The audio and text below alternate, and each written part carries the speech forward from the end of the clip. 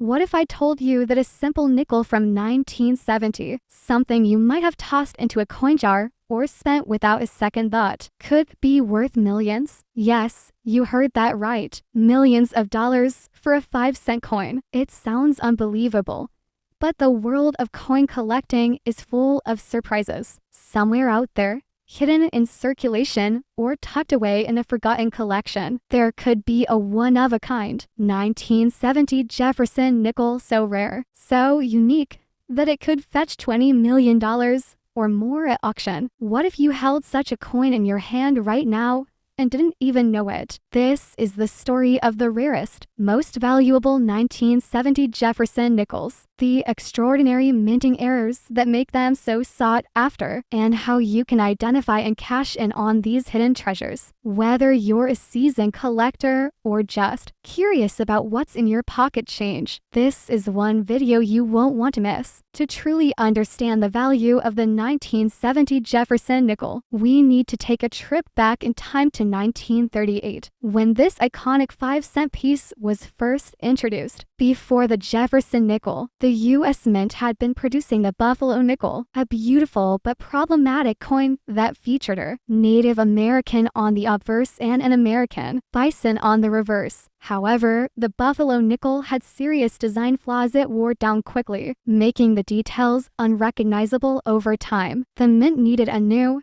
longer-lasting design, and in 1938, they held a contest to find it. The winner, Felix Schlag, a German-American sculptor whose design featured a stately left-facing portrait of Thomas Jefferson, the third U.S. president, with his home, Monticello, depicted on the reverse. The Jefferson nickel was introduced in 1938 and has remained in circulation ever since, but not all nickels are created equal. By 1970, the Jefferson nickel had been in production for over 3 decades, and while it looked similar to its original design, subtle changes had taken place over the years. But here's the key: 1970 was a year of transition and hidden mistakes at the U.S. Mint, leading to some of the rarest and most valuable Jefferson nickels ever struck. The 1970 Jefferson nickel was produced at 3 different U.S. Mint locations, each with its own unique characteristics. 1. Philadelphia Mint. No mint mark.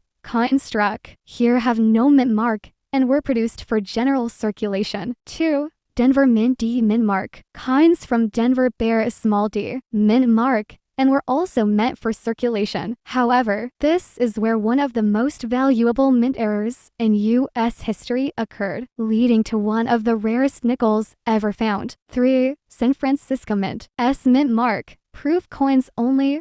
The San Francisco Mint struck proof versions of the 1970 Jefferson nickel for collectors, featuring a mirror-like finish and sharp details. Each of these mint locations contributed to the overall production Jefferson nickel, but here's the catch: not all of these coins were struck correctly.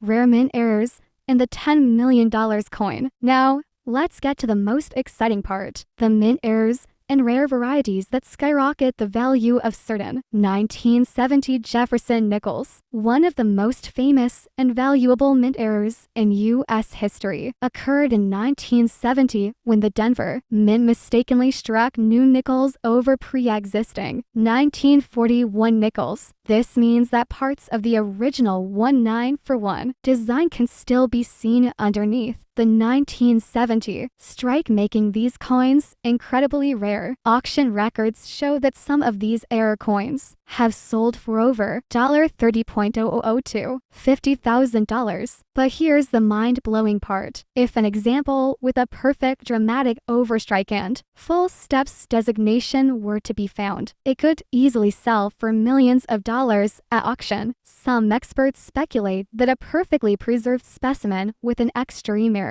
pattern could fetch over $10 million if demand skyrockets among elite collectors. 2. Collector's dream. Most 1970 Jefferson nickels have weak strikes, meaning the details on Monticello's steps are often blurred. However, A full steps version with at least 5 or 6 clearly defined steps is incredibly rare. A 1970 Jefferson nickel with full steps has sold for over $5,000 at auction, and demand continues to grow. 3. Double die obverse and reverse DDO and DD are the hidden treasure. Some 1970 Jefferson nickels display doubling in the text, date, or Jefferson's portrait due to a misalignment in the minting process. A well-preserved double die error can sell for hundreds to thousands of dollars, depending on its clarity. 4. Off-center strikes and broad strikes. Some 1970 nickels were struck off-center, making them extremely valuable depending on the percentage of the error. Coins with a 50% off-center strike and a clear date and mint mark could be worth thousands. So,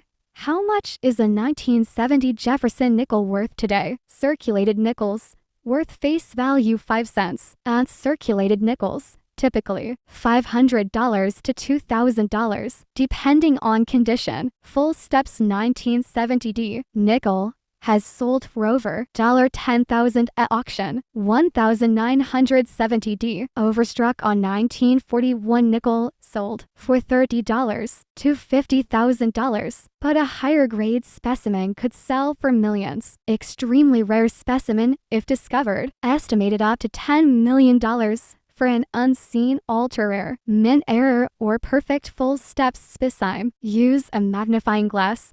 Look for doubling, overstrikes, and full steps. Check the date and mint mark. Focus on 1970D varieties, as they hold the most value. Consult a professional grader. Send rare coins to PCGS or NGC for authentication. Sell at major coin auctions. If you have a rare error coin, don't settle for small dealers' major auction. Houses can get you the highest price. Now that you know the secrets of the 1970 Jefferson nickel, check your change. Who knows? You might be holding a multi-million-dollar mistake. If you enjoyed this deep dive into coin collecting, hit like, subscribe, and turn on notifications so you never miss another hidden treasure. Happy hunting! And may your next find be worth millions.